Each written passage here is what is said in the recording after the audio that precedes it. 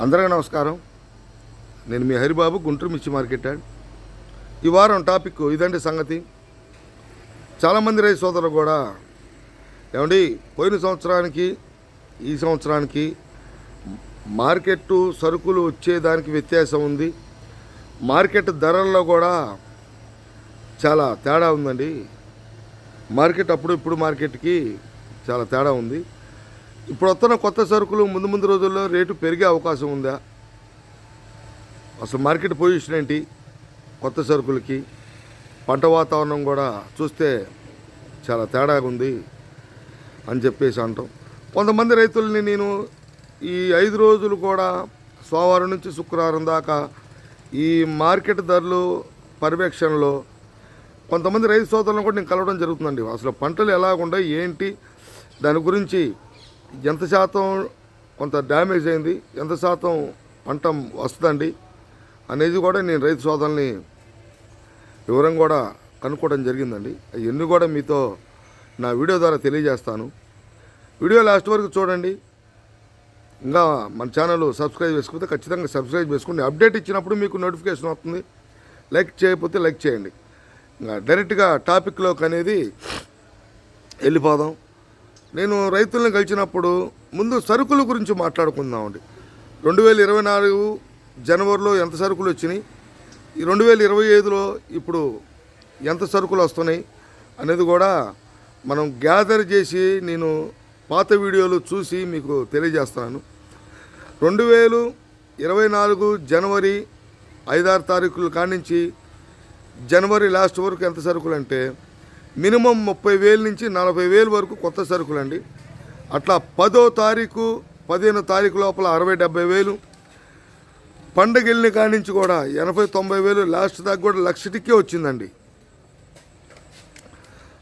జనవరి లాస్ట్కి 1,00,000 టిక్కి మన మార్కెట్ యార్డ్లో చూసాం. 1,30,000 కూడా టిక్కి వచ్చిందండి 2024 జనవరి పండగ దాటిన కానించి. ఈ సంవత్సరం చూస్తే అంత సరుకు లేదు. కొంతమంది రైతు సోదరులు అంటారు అంత సరుకు రావట్లేదు కూడా. కొంత మనకి తుఫాన్ ఎఫెక్ట్ కొట్టింది, కొంత ఈ సంవత్సరం పోయిన సంవత్సరం పంటతో పోల్చుకుంటే పంట లేట్ అవ్వడానికి కారణం లేటుగా పంటలు వేయటం కూడా కొంత తేడా ఉంది. ఆ పంట వేయటం లేట్ వేయటం, సరుకులు కూడా లేటుగా రావటం కొంత తుఫాన్ ఎఫెక్టు. దానికి తోడు మార్కెట్ ధరల్లో కూడా వ్యత్యాసం ఉందండి. మార్కెట్ ధరలు కూడా పోయిన సంవత్సరం మార్కెట్ ధరలకి ఈ సంవత్సరం మార్కెట్ ధరలకి ఇంకా ఒక విషయం చెప్పాలంటే రైతు సోదరులకి కొన్ని రకాలు కూడా అటు నాందార్ సీడ్ రకాలకు సంబంధించి కానీ కొన్ని రకాలు కూడా మార్కెట్ యార్డ్కి ఇంకా కొత్త సరుకులు రావట్లా. ఇటు గుంటూరు వైపు కూడా పంట ఇంక ఇప్పుడల్లా ప్రిపేర్ కాల. పల్నాడు వైపు కూడా పంట లేట్ అయినండి. సరే, ఈ లేటు విషయం పక్కన పెడదాం. ముందు ధరల్లో చూద్దాం వ్యత్యాసం.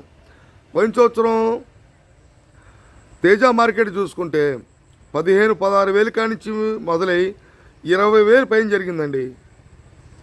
మిగతా ఈ 34లు కానీ ఇవన్నీ కూడా 34 కూడా ఇప్పుడున్న ప్రజెంట్ మార్కెట్ అయితే 34 కొత్తవి అంతే. అంత క్వాలిటీ రావట్లేదండి. రైన్ టచ్లే కంటే కొంత రైన్ టచ్ వస్తుంది. ఈ రైన్ టచ్ కారణంగా పోయిన సంవత్సరం 17,000-18,000 దాకా జరిగిందండి.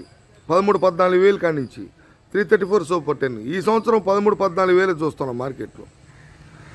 పోయిన సంవత్సరం ఏమో 17-18,000 జరిగితే ఈ సంవత్సరం ఇటు జరిగింది. మిగతా 273 కానీ బంగారం, బుల్లెట్ ఇవన్నీ కూడా 12-13,000 కానించి 15-16,000 దాకా జరిగినాయి పోయిన సంవత్సరం. ఈ రకాలన్నీ కూడా ఈ సంవత్సరం 12,500, 13,000 జరుగుతున్నాయి.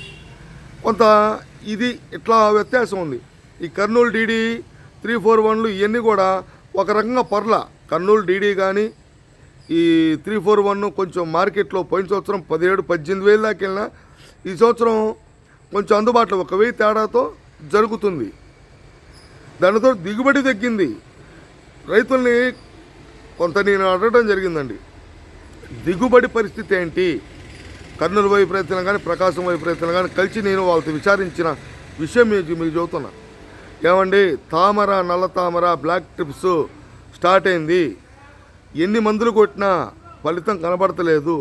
దిగుబడి చూస్తే 10 క్వింటాలు వచ్చిద్దో లేదో అనేది కూడా మందుల ద్వారా చేత మందులకు ఎంత కొట్టినా దిగుబడి వస్తుందో రాదో తెలియట్లేదు, క్వాలిటీ ఉంటుందో తెలియదు.